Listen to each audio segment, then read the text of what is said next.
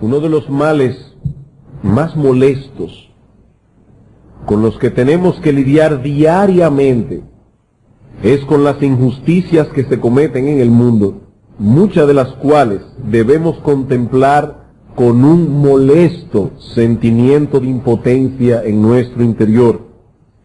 Vivimos en un mundo lleno de injusticias. Puede ser una injusticia pequeña, como estar haciendo filas, y alguien viene con cierta influencia y se cuela, como decimos nosotros en buen dominicano. Puede ser una injusticia mayor, como alguien que está luchando por una herencia, y alguien viene astutamente y le arrebata lo que era de él.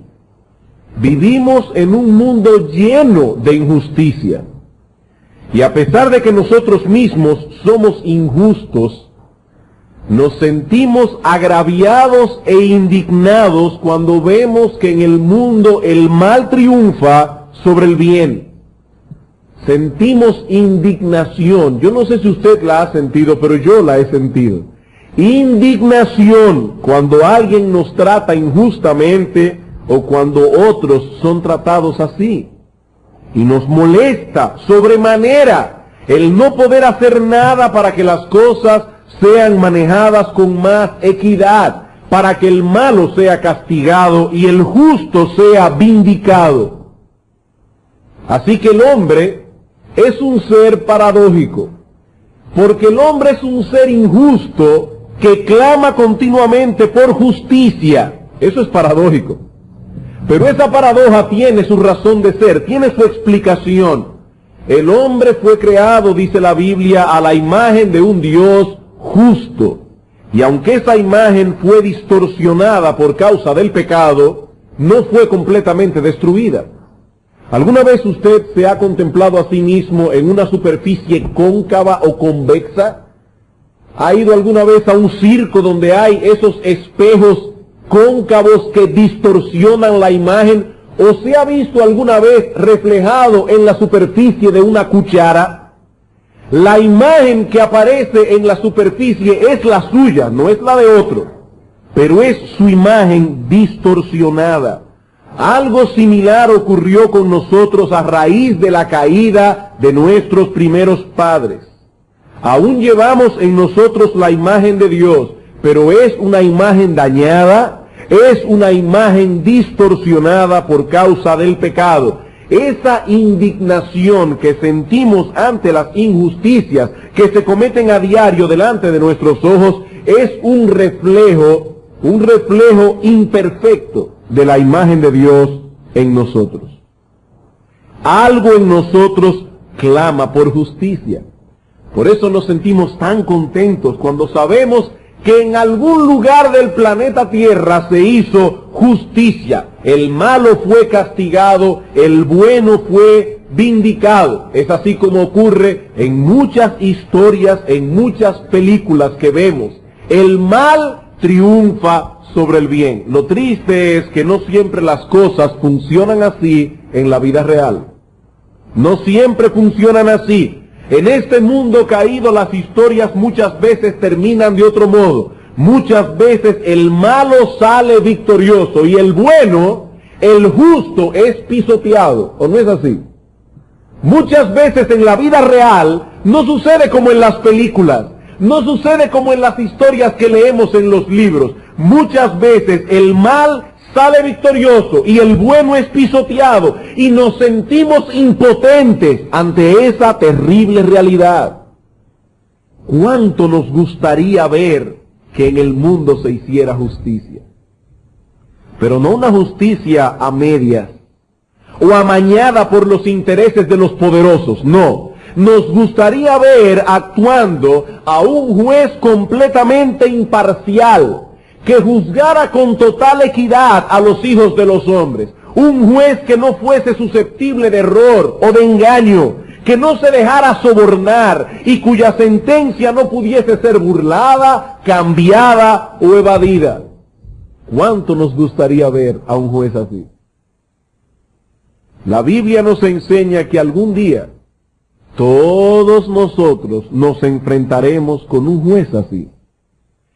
Todos compareceremos delante de un tribunal en el que seremos juzgados con justicia y cuyo veredicto no podrá ser apelado. ¿Saben por qué? Primero, porque estará basado en una norma perfecta de juicio, y segundo, porque no habrá ningún tribunal superior al cual podamos apelar. Y es acerca de este juicio que estaremos hablando en los sermones de hoy, tanto en la mañana como en la tarde. Quisiera, por favor, que fueran conmigo al libro de Apocalipsis. Apocalipsis capítulo 20, y vamos a leer los versículos 11 al 15. Y dice así la palabra de Dios.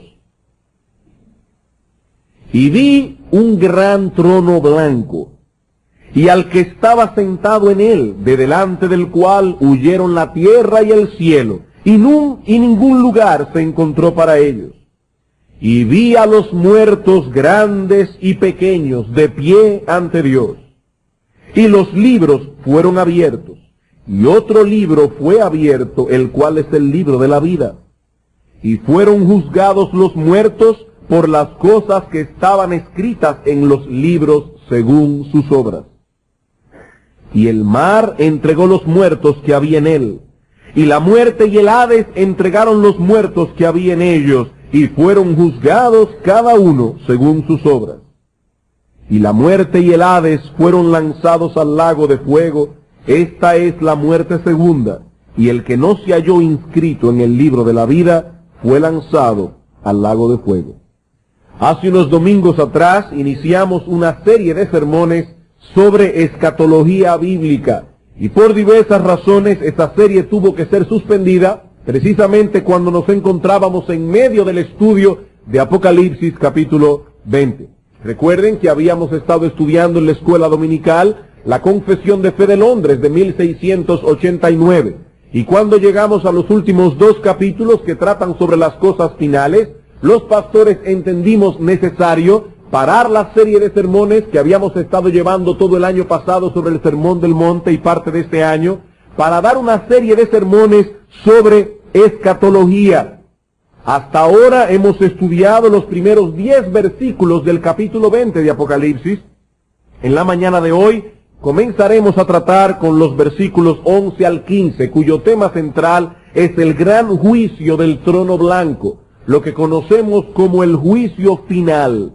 Algún día habrá justicia en el mundo, porque algún día Dios mismo se encargará de juzgar a los hombres. Y debo confesar, hermanos, que el haberme expuesto a esta doctrina de las Escrituras causó un fuerte impacto en mi corazón, y espero que el Espíritu Santo use estas verdades en esta mañana y en esta tarde para impactar a otros, como Dios lo hizo conmigo durante esta semana.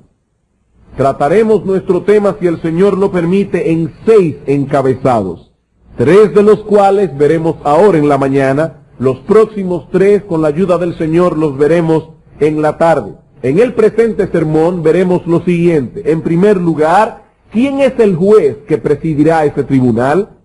En segundo lugar, ¿cuándo será celebrado ese juicio? Y en tercer lugar, ¿quiénes serán los sujetos que han de ser juzgados? Veamos entonces, en primer lugar, el juez de este tribunal.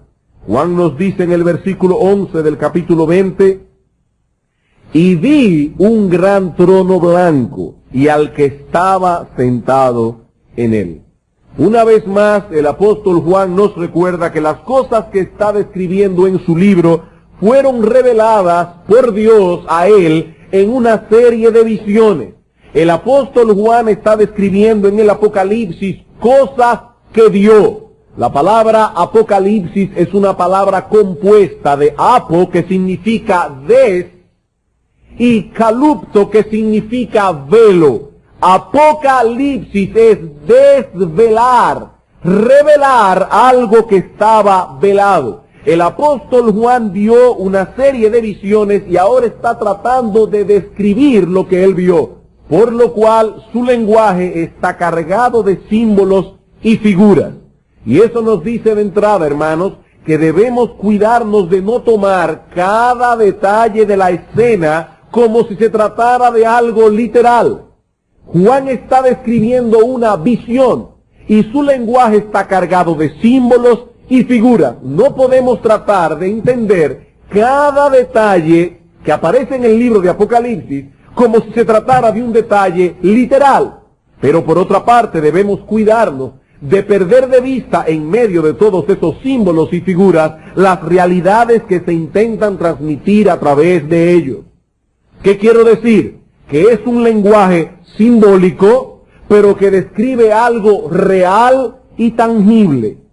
Juan nos dice aquí que él vio un gran trono blanco y a uno sentado en el trono.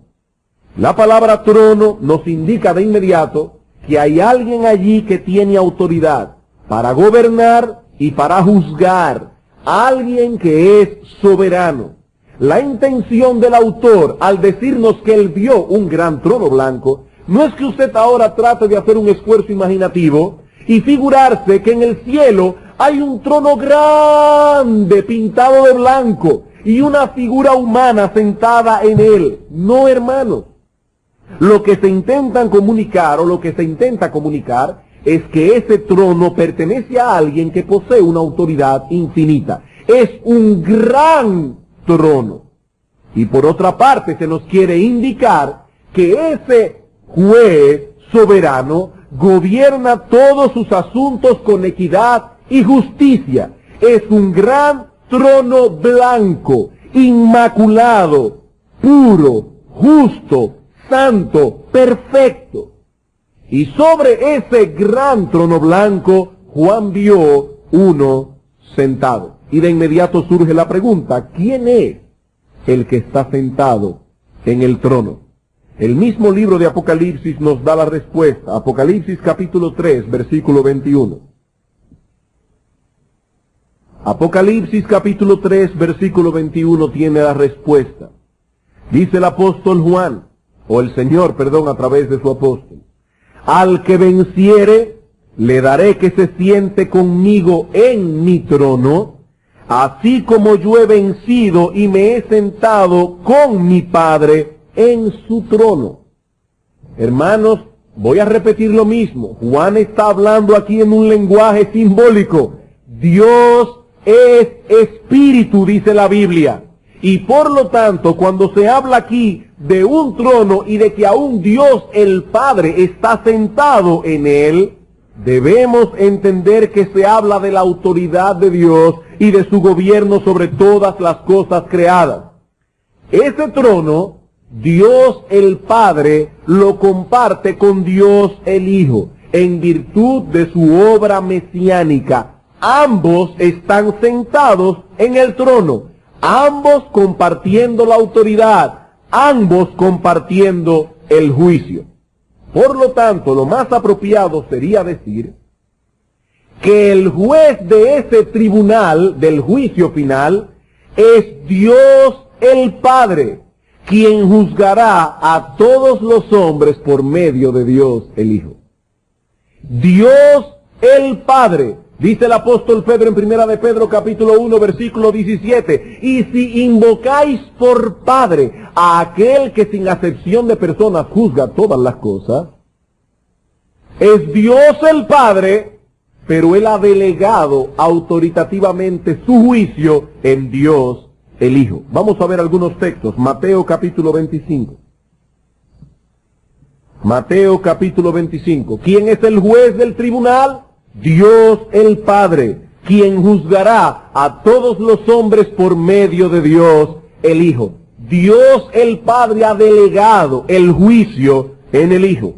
En Mateo capítulo 25, versículo 31 al 32, dice: cuando el Hijo del Hombre venga en su gloria y todos los santos ángeles con él, entonces se sentará en su trono de gloria y serán reunidas delante de él todas las naciones, y apartará los unos de los otros como aparta el pastor las ovejas de los cabritos. Dios el Hijo juzgará a las naciones.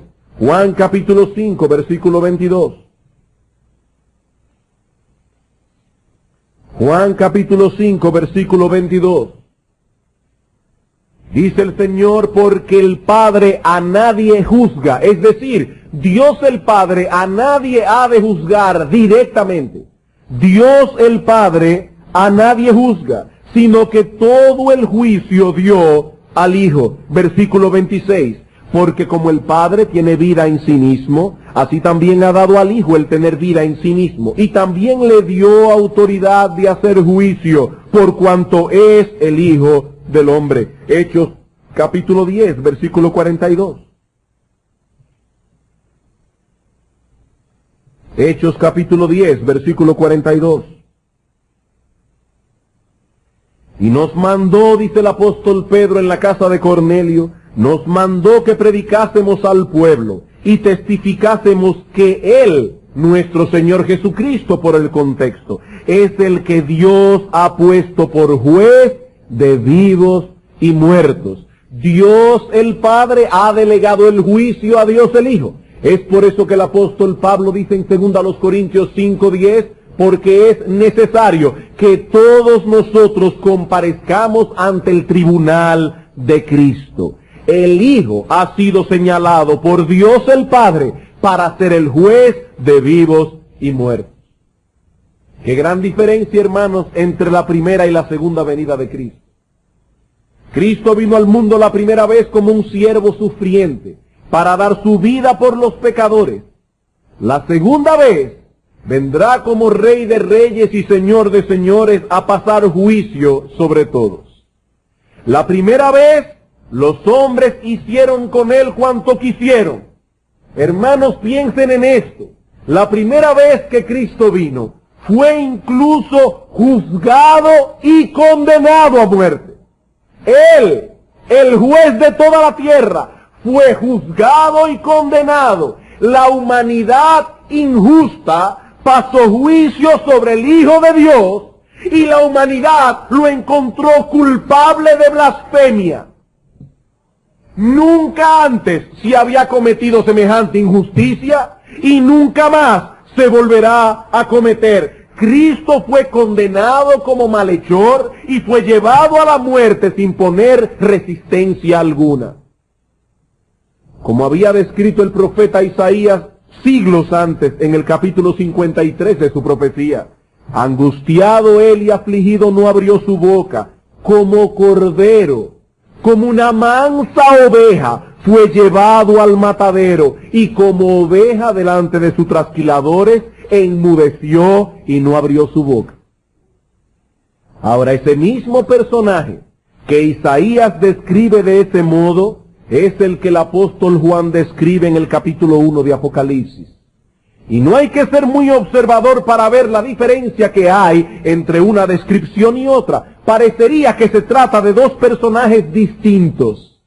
Pero lo cierto es que el siervo sufriente que Isaías describe en el capítulo 53 de su profecía es el mismo que el apóstol Juan describe en el capítulo 1 de Apocalipsis, pero en dos etapas distintas de su historia. Vamos a Apocalipsis capítulo 1. No lo olviden, la primera vez como cordero fue llevado al matadero, como oveja delante de sus trasquiladores, mudo, sin abrir su boca, sin oponer resistencia. Pero ese mismo Señor vendrá otra vez, pero de otro modo. Dice en el capítulo 1, versículo 10, yo estaba en el Espíritu en el día del Señor, y oí detrás de mí una gran voz como de trompeta que decía, yo soy el Alfa y la Omega, el primero y el último. Escribe en un libro lo que ves, y envíalo a las 7 iglesias que están en Asia, a Éfeso, Esmirna, Pérgamo, Tiatira, Sardis, Filadelfia y Laodicea. Y me volví para ver la voz que hablaba conmigo, y vuelto vi 7 candeleros de oro, y en medio de los 7 candeleros a uno semejante al Hijo del Hombre, vestido de una ropa que llegaba hasta los pies, y ceñido el pecho con un cinto de oro. Su cabeza y sus cabellos eran blancos como blanca lana, como nieve, sus ojos como llama de fuego, para escudriñar hasta la más profunda intención del corazón. Y sus pies semejante al bronce bruñido para aplastar a sus enemigos, refulgente como en un horno, y su voz como estruendo de muchas aguas. Tenía en su diestra 7 estrellas, de su boca salió una espada aguda de 2 filos, y su rostro era como el sol cuando resplandece en su fuerza. Y dice Juan, el discípulo amado, el mismo que la noche antes de la crucifixión tenía su cabeza sobre el pecho del Señor, cuando le vi caí como muerto a sus pies. Ni siquiera el apóstol Juan, el discípulo amado, pudo soportar el ver a Cristo en toda su gloria y en toda su dignidad. Hermanos, amigos, ese es el Cristo que nosotros veremos sentado en su trono en el día del juicio final. Es ese Cristo, no esa imagen afeminada que presentan muchos cuadros en el día de hoy. No es ese Cristo. Es el Cristo que el apóstol Juan vio en el capítulo 1 de su profecía, que lo hizo caerse como muerto a sus pies. A ese Cristo veremos nosotros en el día del juicio final, sentado en el gran trono blanco. Apocalipsis capítulo 19.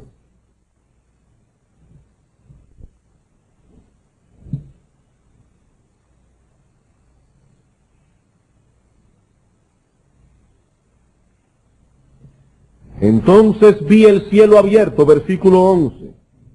Y he aquí un caballo blanco, y el que lo montaba se llamaba Fiel y Verdadero, y con justicia juzga y pelea. Sus ojos eran como llama de fuego, y había en su cabeza muchas diademas, y tenía un nombre escrito que ninguno conocía sino él mismo. Estaba vestido de una ropa teñida en sangre, y su nombre es el Verbo de Dios. Y los ejércitos celestiales, vestidos de lino finísimo, blanco y limpio, le seguían en caballos blancos. De su boca sale una espada aguda para herir con ella las naciones, y él las regirá con vara de hierro. Y él pisa el lagar del vino del furor y de la ira del Dios Todopoderoso, y en su vestidura y en su muslo tiene escrito este nombre: Rey de Reyes y Señor de Señores. Hermanos, ese es el que Juan vio sentado en el trono. Como alguien ha dicho, la obra de juzgar será la exaltación final y el más grande triunfo de Cristo. Cuando estuvo en la tierra, fue condenado por los gobernantes terrenales. Ahora Él se sentará en juicio sobre todas las autoridades terrenales. Y Cristo será vindicado en ese juicio. Hermanos, Cristo será vindicado en ese juicio cuando sean declarados justos todos aquellos que por medio de la fe en Él se vistieron de su justicia, y cuando sean condenados todos aquellos que le rechazaron. Cristo será vindicado. En segundo lugar, veamos entonces el tiempo del juicio. Ya vimos quién es el juez que presidirá el tribunal. Veamos ahora el tiempo. ¿Cuándo será llevado a cabo ese juicio? Ahora, antes de responder esa pregunta, permítanme hacer una advertencia. Hay personas curiosas que les fascina ver la escatología en esquema. Yo quiero que me digan qué va a pasar primero, qué va a pasar después, qué va a pasar luego. Quiero un esquema detallado. Me adelanto a decir que es muy difícil, por no decir imposible, presentar un esquema detallado y en orden de todos los eventos profetizados en el libro de Apocalipsis. De hecho, como hemos visto ya en sermones anteriores, las profecías bíblicas no pretenden ser una historia detallada escrita de antemano. Ese no fue el propósito de Dios. Eso hubiese satisfecho nuestra curiosidad, pero Dios no pretende satisfacer a los curiosos a través de su palabra, sino más bien alimentar a las ovejas y llamar a los pecadores al arrepentimiento. Dios no inspiró a los autores sagrados para entretener cabras, sino para alimentar ovejas. Y nosotros, por lo tanto, no estamos aquí para entretener cabras. Estamos aquí para alimentar ovejas y para llamar a los pecadores al arrepentimiento. Así que si usted vino esperando un esquema detallado, lo siento, yo no lo tengo.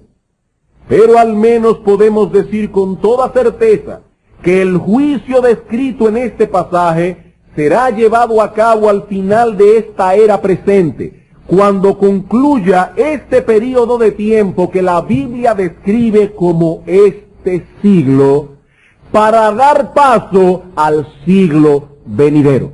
Ah, pastor, ya entendí. Eso quiere decir que el juicio será llevado a cabo en el año 2000. No, eso no es lo que yo quiero decir. La palabra siglo no se usa en la Escritura para hablar de un período de 100 años. No. Ya hemos visto eso en un sermón anterior. Que nadie salga por ahí diciendo que en esta iglesia se enseña que el juicio final será llevado a cabo en el año 2000. El día y la hora nadie lo sabe. La palabra de Dios enseña más bien con toda claridad que la historia humana se divide en dos grandes períodos de tiempo. No de 100 años, no sabemos de qué tiempo. Pero hay dos grandes períodos de tiempo cualitativamente distintos el uno del otro. Uno es denominado como este siglo y el otro es denominado como el siglo venidero. Este siglo va desde la creación del hombre hasta la segunda venida de Cristo. El próximo siglo, el siglo venidero, será desde la segunda venida de Cristo y por toda la eternidad. Por eso el Señor dijo en una ocasión que si alguien blasfema contra el Espíritu Santo, ese pecado no le será perdonado, ni en este siglo, ni en el venidero. He ahí los únicos dos periodos de tiempo de la historia del hombre. Este siglo, el siglo venidero. Dice el apóstol Pablo en Efesios 1 que a Cristo se le dio un nombre que es por encima de todo nombre que se nombra, no solo en este siglo, sino también en el venidero. Todo cuanto la palabra de Dios dice, o tiene que ver con este siglo, o tiene que ver con el siglo venidero. No existe otra posibilidad.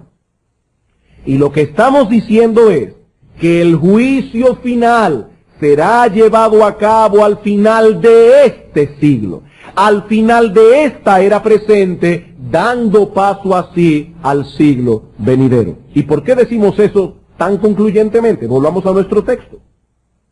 Dice el versículo 11: y vi un gran trono blanco, y al que estaba sentado en él, de delante del cual huyeron la tierra y el cielo, y ningún lugar se encontró para ellos. Varias veces aparece este lenguaje en el libro de Apocalipsis, para referirse a ese momento cuando los cielos y la tierra que hoy conocemos serán removidos para dar paso a los cielos nuevos y la nueva tierra. Un evento que ocurrirá precisamente al final de esta era presente.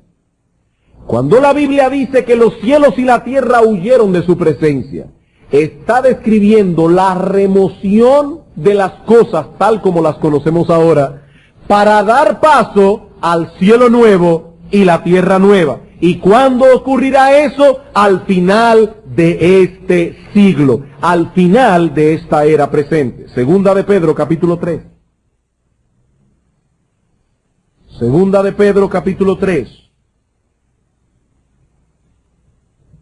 Algo que no debemos perder de vista, hermanos. Este capítulo trata acerca de la segunda venida del Señor. Lo vemos en el versículo 1. Amados, esta es la segunda carta que os escribo, y en ambas despierto con exhortación vuestro limpio entendimiento, para que tengáis memoria de las palabras que antes fueron dichas por los santos profetas y del mandamiento del Señor y Salvador, etc. Sabiendo, primero esto, que en los postreros días vendrán burladores, andando según sus propias concupiscencias, y diciendo: ¿dónde está la promesa de su advenimiento? ¿Cuál es el problema? Que hay burladores que dicen: ¿y cuándo es que Cristo viene? Yo oigo a los evangélicos decir: Cristo viene, y nada de venir, y pasan los años. ¿Cuándo es que Cristo viene? Ahora dice el apóstol Pedro, versículo 5, estos ignoran voluntariamente que en el tiempo antiguo fueron hechos por la palabra de Dios los cielos y también la tierra, que proviene del agua y por el agua subsiste, por lo cual el mundo de entonces pereció anegado en agua, pero Los cielos y la tierra que existen ahora están reservados por la misma palabra, guardados para el fuego en el día del juicio y de la perdición de los hombres impíos. ¿Cuándo será llevado a cabo el juicio? Cuando este mundo y este cielo que conocemos ahora sea removido, y eso lo veremos si el Señor lo permite el domingo que viene, cielo nuevo y tierra nueva, sea removido para dar paso al cielo nuevo y a la tierra nueva en el siglo venidero. Vean el versículo 11. Puesto que todas estas cosas han de ser deshechas, ¿cómo no debéis vosotros andar en santa y piadosa manera de vivir, esperando y apresurándoos para la venida del día de Dios?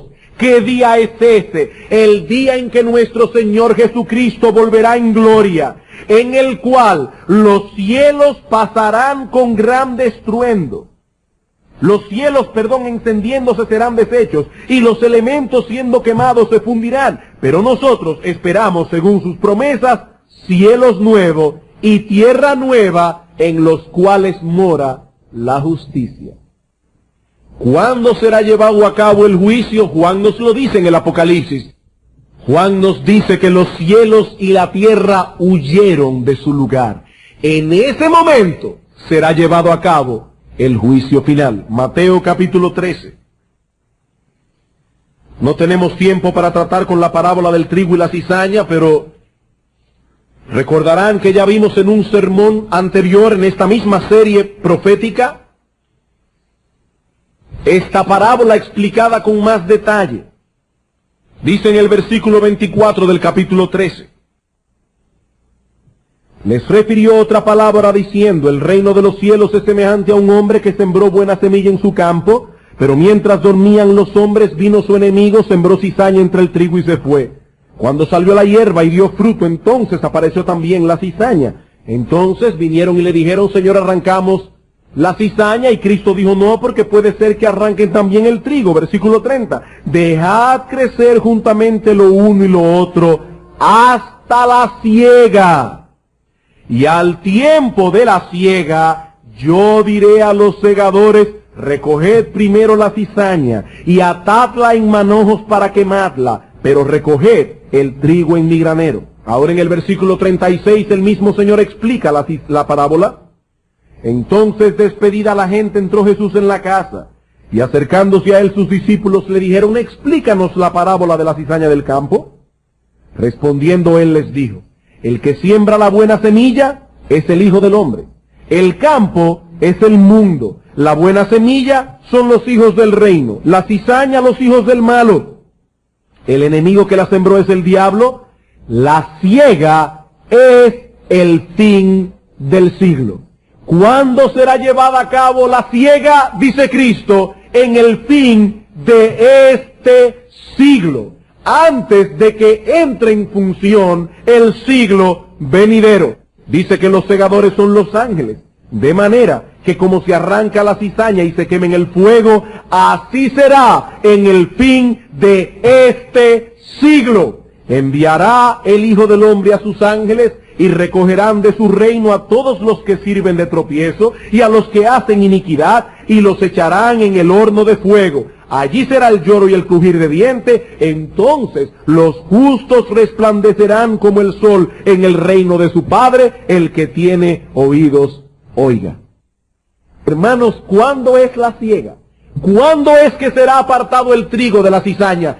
¿Cuándo será llevado a cabo ese juicio? Cristo dice, en un lenguaje que no da lugar a ambigüedades alguna, será llevado a cabo en el fin de este siglo. Pero veamos nuestro texto una vez más. Apocalipsis, capítulo 20. En los versículos 12 y 13, Juan nos dice que el juicio final se llevará a cabo inmediatamente después de la resurrección de los muertos.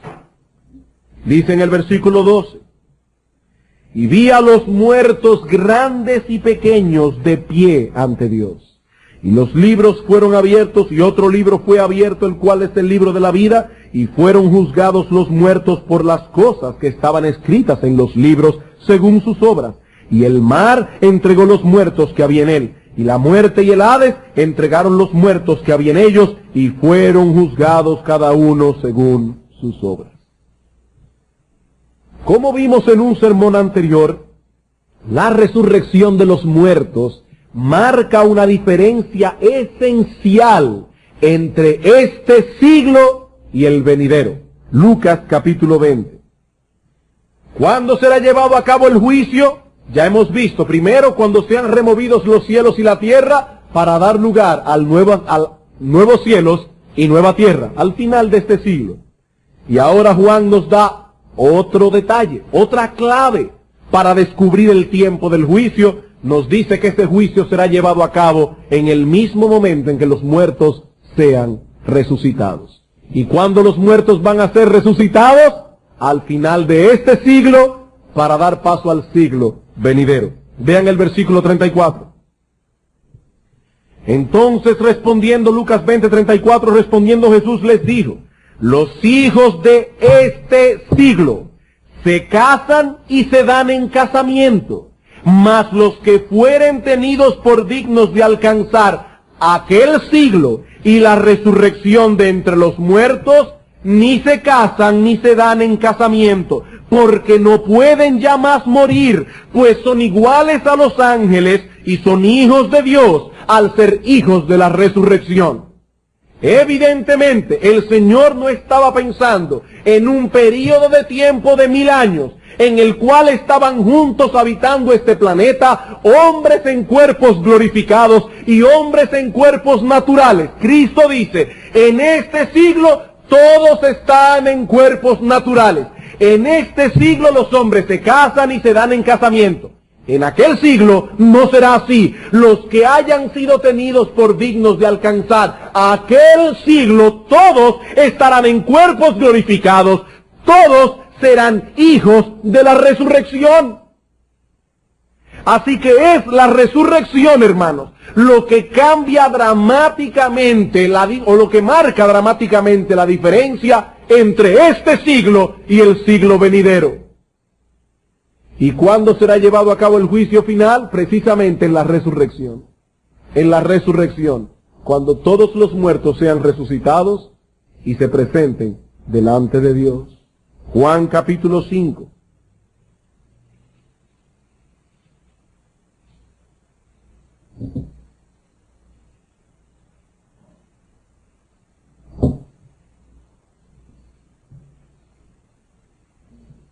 Versículo 28. Hermanos, tenemos que dejar a la palabra de Dios hablar y quitar todo prejuicio que hay en nuestro corazón. Algunos de vosotros vienen de un trasfondo en el que se les habló de varios juicios. Aquí estamos hablando de un juicio que será llevado a cabo al final de este siglo para dar paso al siglo venidero. No hay más. Dice el Señor, versículo 28, no os maravilléis de esto, porque vendrá hora, una hora, cuando todos los que están en los sepulcros oirán su voz. Aquí no hay una resurrección de cristianos 7 años antes de la segunda venida, luego una resurrección de judíos del Antiguo Testamento y de los que murieron durante la tribulación después de la tribulación, y luego una resurrección de impíos al final del milenio. Dice el Señor, vendrá la hora cuando todos los que están en los sepulcros oirán su voz, y los que hicieron lo bueno saldrán a resurrección de vida, los que hicieron lo malo a resurrección de condenación, en la misma hora. Ahora es evidente, hermanos, que aquí se está hablando de una resurrección que lleva inmediatamente al juicio. Algunos resucitarán para vida y otros para condenación. Resurrección, juicio. Hechos capítulo 24.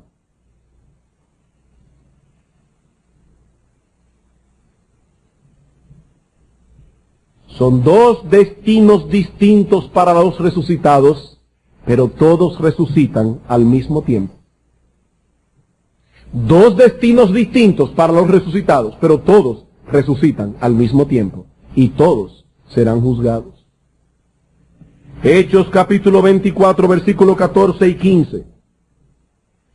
Pero esto te confieso, dice Pablo a Félix, que según el camino que ellos llaman herejía, así sirvo al Dios de mis padres, creyendo todas las cosas que en la ley y en los profetas están escritas, teniendo esperanza en Dios, la cual ellos también abrigan, de que ha de haber resurrección, no resurrecciones, ha de haber resurrección, una sola, de los muertos, así de justos como de injustos. Y dice Pablo ahora, por eso procuro tener siempre una conciencia sin ofensa ante Dios y ante los hombres. Resurrección, juicio. Una prueba adicional, la Biblia enseña claramente que el juicio final se llevará a cabo cuando nuestro Señor Jesucristo vuelva. Eso lo enseña la Biblia claramente. Dice en Mateo capítulo 25, versículo 31 al 32, cuando el Hijo del Hombre venga en su gloria y todos los santos ángeles con él, se sentará en su trono de gloria para juzgar. Ah, pastor, pero yo he oído que ese es el juicio de las naciones, no el juicio final, sino el juicio en el cual Cristo determinará quiénes entrarán al milenio y quiénes no. No, mi amigo, no, mi amigo.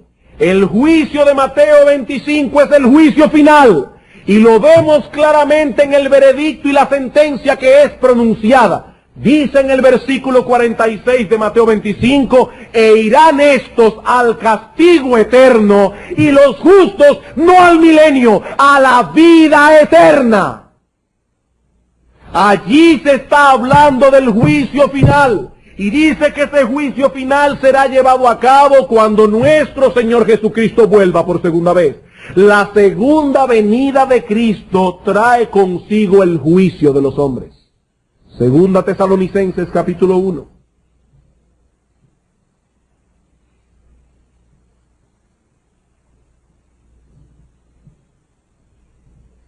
Y hermanos, repito lo que he dicho muchas veces en esta serie, lo que yo estoy predicando aquí hoy. Es lo que la Iglesia de Cristo ha creído por 20 siglos hasta la llegada del dispensacionalismo en el siglo pasado. Y me alegro, hermanos, de estar caminando por el mismo camino que trillaron nuestros padres en la fe, porque me siento más seguro. Dice el apóstol Pablo, versículo 6, porque es justo delante de Dios pagar con tribulación a los que os atribulan, y a vosotros que sois atribulados, daros reposo con nosotros, cuando se manifieste el Señor Jesús desde el cielo con los ángeles de su poder, en llama de fuego. ¿Para qué? Para dar retribución a los que no conocieron a Dios, ni obedecen al Evangelio de nuestro Señor Jesucristo, los cuales sufrirán pena de eterna perdición. Es evidente que el juicio ha sido celebrado. Recibirán pena de eterna perdición, excluidos de la presencia del Señor y de la gloria de su poder. ¿Cuándo? Cuando venga en aquel día, para ser glorificado en sus santos y ser admirado en todos los que creyeron. El Señor vuelve, los santos le admiran, los impíos son condenados. Todo eso, el día de su segunda venida. La segunda venida de Cristo será de gozo y alegría para unos, de llanto y lamentación para otros. Y no la lamentación de aquel que se arrepiente de su pecado, sino la lamentación de aquel que ha descubierto aterrado que el día de su juicio ha llegado. Hermanos, ¿cuándo será celebrado el juicio de Apocalipsis 20? Al final de esta era presente, cuando el cielo y la tierra sean removidos para dar paso al cielo nuevo y a la tierra nueva, cuando los muertos sean resucitados cuando el Señor Jesucristo vuelva por segunda vez. Y esto confirma una vez más lo que hemos dicho en otras ocasiones en esta misma serie de sermones. Y es que el esquema escatológico de las Escrituras es muy simple. Yo no estoy diciendo con eso que no hay detalles complicados. Estoy diciendo que el esquema general de las Escrituras, hermanos, es muy simple. Al final de esta era presente, Cristo vendrá por segunda vez. Los muertos serán resucitados y todos compareceremos ante el tribunal de Dios. Unos irán al castigo eterno, otros a la vida eterna. ¿Acaso podría haber un esquema más sencillo? Aquí no hay lugar para varias venidas de Cristo, para varias resurrecciones, para varios juicios. Cristo viene, los muertos resucitan, los hombres son juzgados. De ese modo concluye esta era presente y comienza la era venidera. Eso es todo. Hermanos, eso es todo. Bien, ya hemos visto entonces quién es el juez que presidirá el tribunal, el momento en que será llevado a cabo el juicio. Veamos ahora en tercer lugar los sujetos que serán juzgados. ¿Quiénes serán juzgados en ese juicio? Volvamos a nuestro texto otra vez.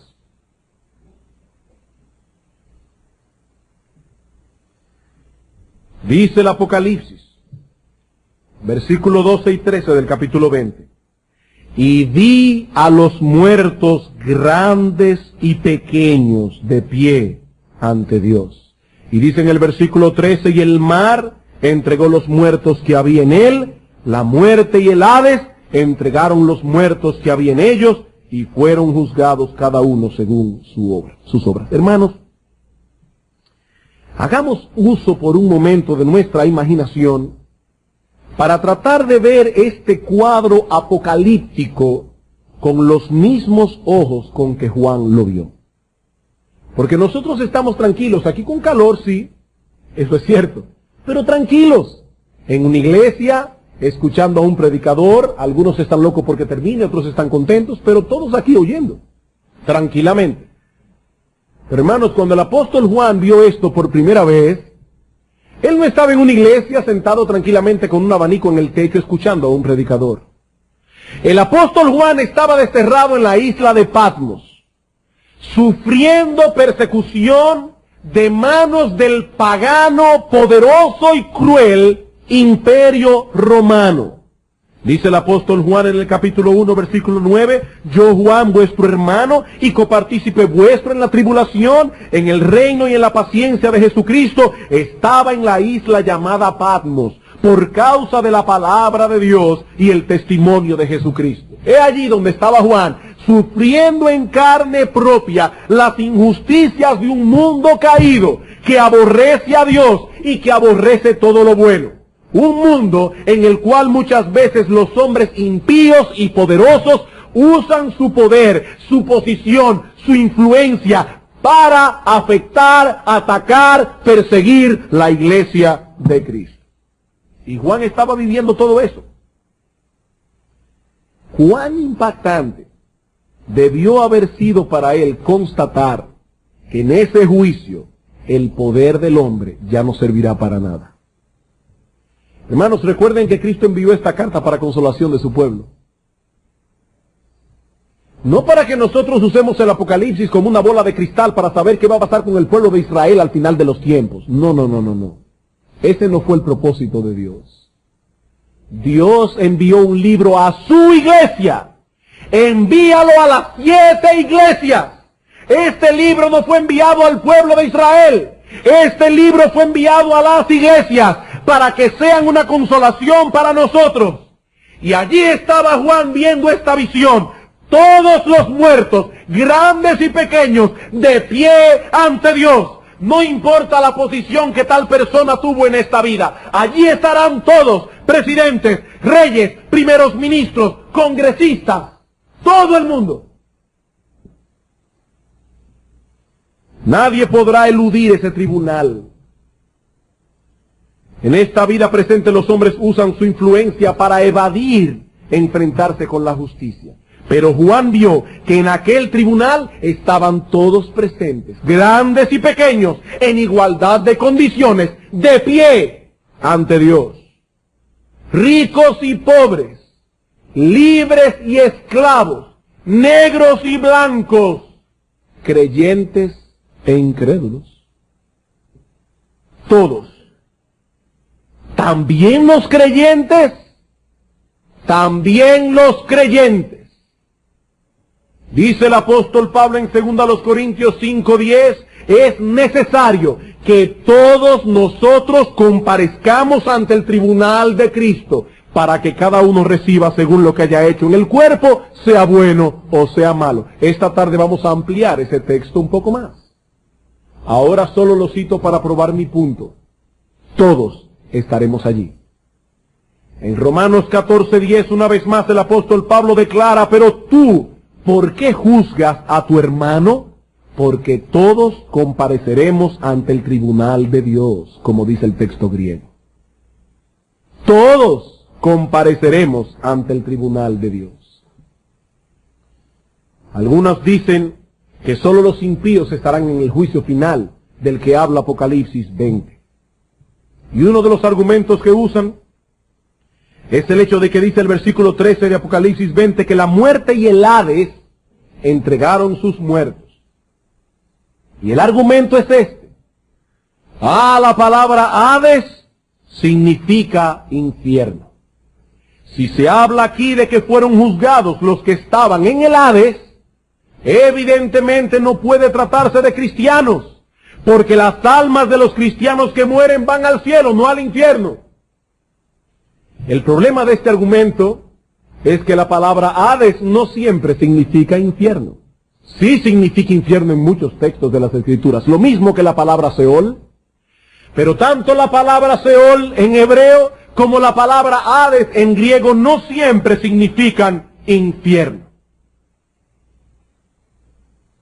La palabra Hades es usada aquí para hablar figurativamente de la región donde van a parar los muertos, las almas sin sus cuerpos, sea que estén en el cielo o en el infierno. En ese sentido, hermanos, todos los que mueren van al Hades, en el sentido de que todos van a esta existencia donde el alma conscientemente, no inconscientemente como dicen los adventistas, conscientemente estarán separadas del cuerpo, ya sea en el cielo o en el infierno. ¿Y cómo podemos probar eso? Muy sencillo, hermanos. Cristo, cuando murió, fue al Hades. Cuando Cristo murió, fue al Hades.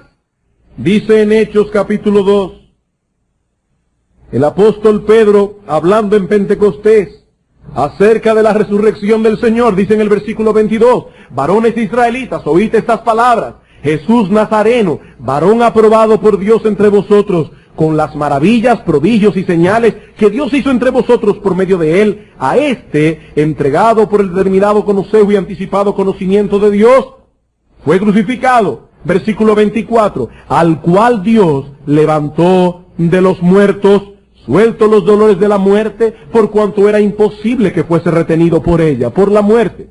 Y ahora explica, porque David dice de él, veía al Señor siempre delante de mí, porque está a mi diestra no seré conmovido, por lo cual mi corazón se alegró y se gozó mi alma, y aún mi carne descansará en esperanza, porque no dejarás mi alma en el Hades, ni permitirás que tu santo vea corrupción. Y ahora explica Pedro, varones hermanos, se os puede decir libremente del patriarca David que murió y fue sepultado, y su sepulcro está con nosotros hasta el día de hoy.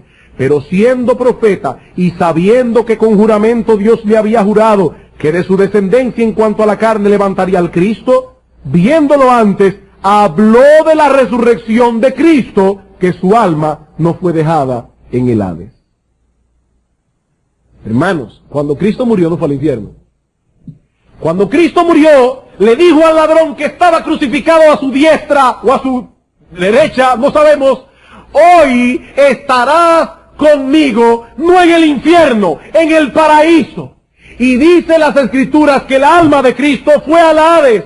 Así que la palabra Hades no siempre significa infierno. Cuando dice allí que el Hades entregó los muertos que había en ellos, está diciendo simplemente en un lenguaje figurado que todos los que habían muerto fueron resucitados para presentarse en el tribunal de Dios. Y ese todos incluye creyentes e incrédulos. Una prueba adicional la tenemos en el mismo texto. Vamos a Apocalipsis 20.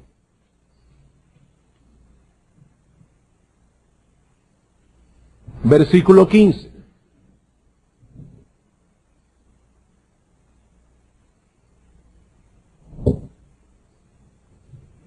Y el que no se halló inscrito en el libro de la vida fue lanzado en el lago de fuego. ¿Qué implica eso?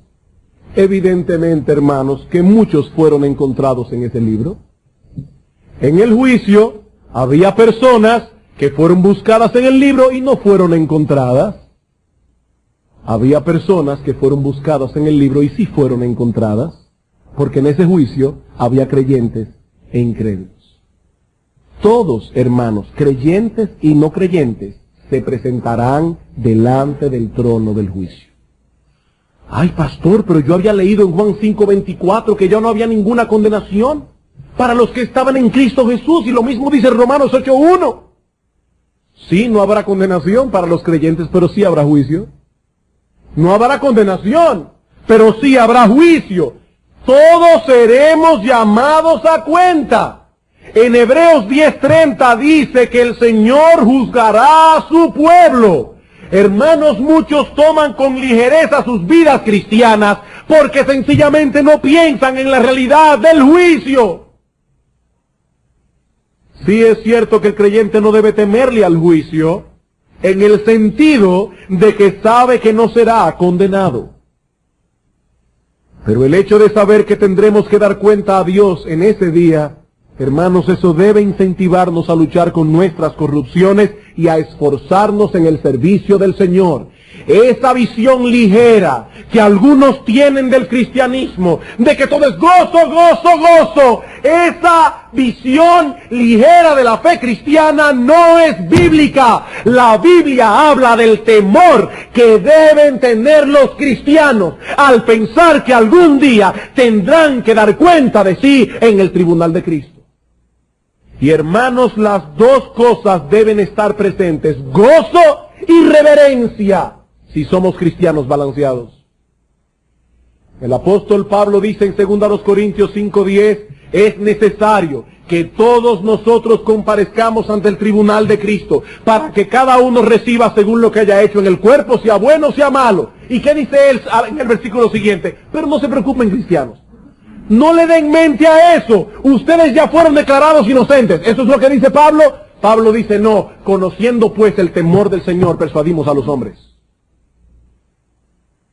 Precisamente porque sé que algún día tendré que presentarme delante de Dios, mi corazón se llena de temor para persuadir a los hombres. O el texto que leímos en Hechos 24, donde dice el apóstol Pablo mismo a Félix, precisamente porque creo en una resurrección de justos y de injustos, procuro tener una vida sin ofensa delante de Dios y delante de los hombres. ¿Por qué? ¿Por qué, Pablo? Si no hay condenación para los que están en Cristo Jesús, ¿por qué esa preocupación, Pablo? Porque yo sé que algún día tendré que dar cuenta delante de Dios. Romanos capítulo 14.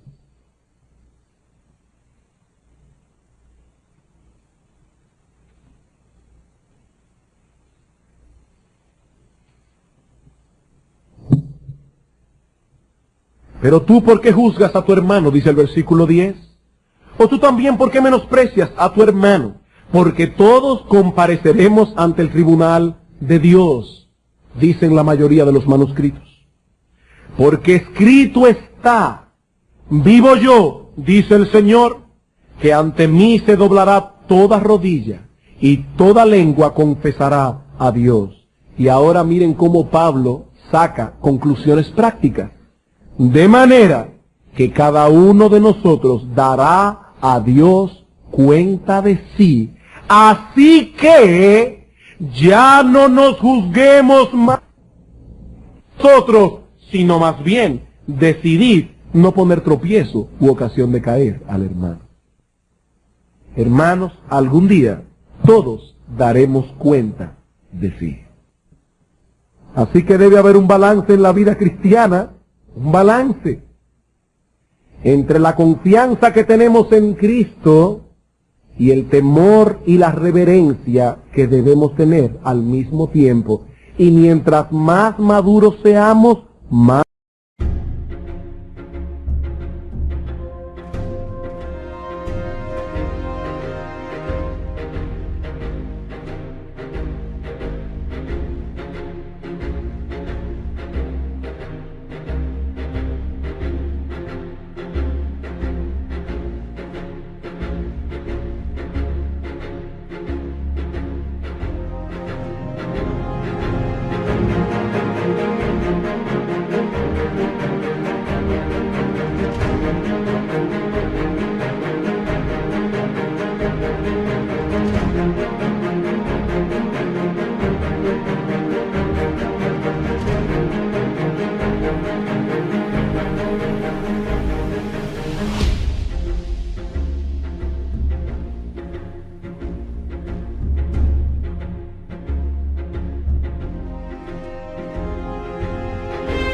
years in the garden of forgotten flowers. I count the years.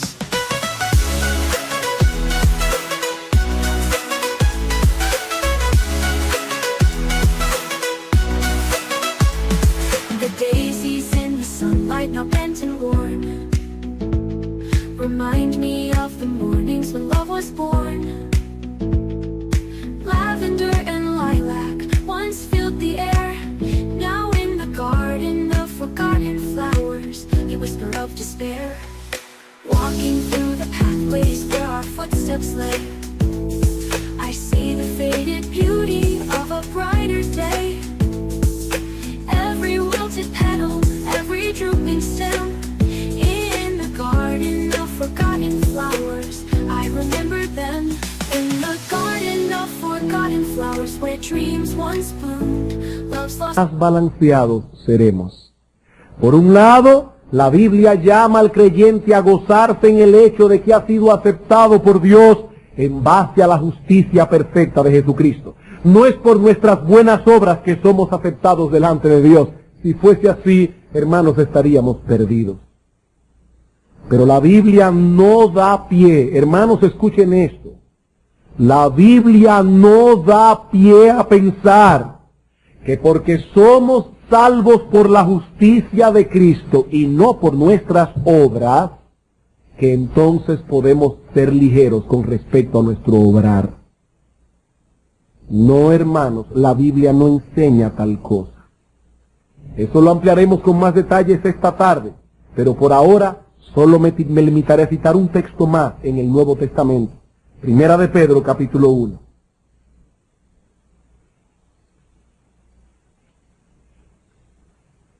Noten, hermanos, el balance. ¿En base a qué somos salvos? En base a la justicia de Cristo, no en base a nuestras obras. Por eso debemos descuidar nuestras obras. Vean el versículo 13. Por tanto, ceñid los lomos de vuestro entendimiento, sed sobrios y esperad por completo en la gracia. Oigan bien, sed sobrios, pero esperen en la gracia, que se os traerá cuando Jesucristo sea manifestado. Como hijos obedientes, no os conforméis a los deseos que antes teníais estando en vuestra ignorancia, sino como aquel que os llamó es santo. Sed también vosotros santos en toda vuestra manera de vivir, porque escrito está: sed santos, porque yo soy santo. Y si invocáis por Padre a aquel que sin acepción de personas juzga según la obra de cada uno, conducíos en temor todo el tiempo de vuestra peregrinación. Pero parece que Pedro tenía problemas con la salvación por la fe. No, sigan leyendo. Sabiendo precisamente que fuisteis rescatados de vuestra vana manera de vivir, la cual recibisteis de vuestros padres, no con cosas corruptibles con oro o plata, sino con la sangre preciosa de Cristo.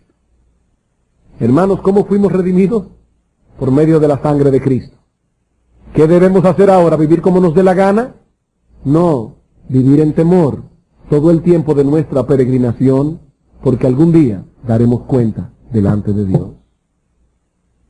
El pensar, hermanos, que vivimos delante de los ojos de aquel que algún día será nuestro juez, debe llevarnos a vivir en temor todo el tiempo de nuestra peregrinación. Un temor que no excluye al mismo tiempo el gozo de saber que he sido aceptado en base a la justicia perfecta de Cristo. Las dos cosas deben estar en mi corazón. Y mi amigo, ya para concluir, en lo que a ti respecta, considera esto con cuidado, mi amigo. Algún día te presentarás delante de Dios a dar cuenta de tu vida. Tu vida ha sido hasta ahora un libro abierto delante de Dios. La Biblia dice en Hebreos 4:13 que todas las cosas están desnudas y abiertas ante los ojos de aquel a quien tenemos que dar cuenta. Nadie podrá alegar inocencia en este tribunal. Nadie podrá decir que fue acusado injustamente. Pero hubo uno que, conociendo nuestra culpabilidad, llevó sobre sí el castigo del pecado, para que todo aquel que en él cree no se pierda, mas tenga vida eterna, nuestro Señor Jesucristo. Mi amigo, el mismo que nos juzgará algún día fue el mismo que murió en la cruz para salvarnos. Y lo único que demanda del pecador es que se arrepienta de sus pecados y crea en Él. El que en Él cree no es condenado, dice la Biblia, pero el que no cree ya ha sido condenado porque no ha creído en el nombre del unigénito Hijo de Dios. No es por obras que somos salvos, sino por creer en Él. El que en Él cree no es condenado. Esa es la promesa de Dios y Dios no puede mentir. Pero óyeme bien, mi amigo, y sé que hace calor. Pero si sigues en tu obstinación y en tu vida de pecado, solo habrá un veredicto posible para ti en el día del juicio. Veredicto que ya fue declarado de antemano por nuestro Señor Jesucristo en Mateo 25. Apartaos de mí, malditos, al fuego eterno preparado para el diablo y sus ángeles.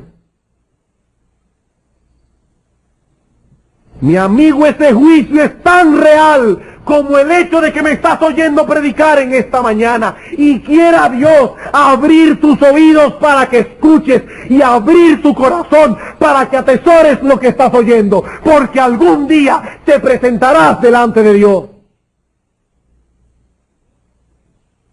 ¿Y cómo resonarán estas palabras en el día del juicio? Cuando recuerdes que fuiste advertido y que rechazaste la advertencia.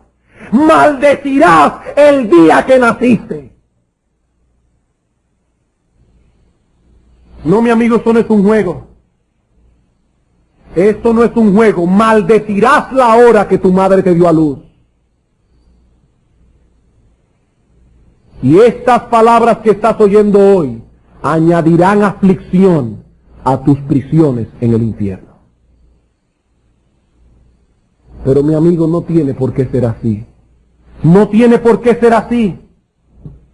Quiera Dios que ese día estés más bien en ese grupo del que Cristo habla también en Mateo 25, el cual escuchará estas palabras del Señor: venid, benditos de mi Padre, heredad el reino preparado para vosotros desde antes de la fundación del mundo. Mi amigo, quiera Dios que el día del juicio tú estés en ese grupo.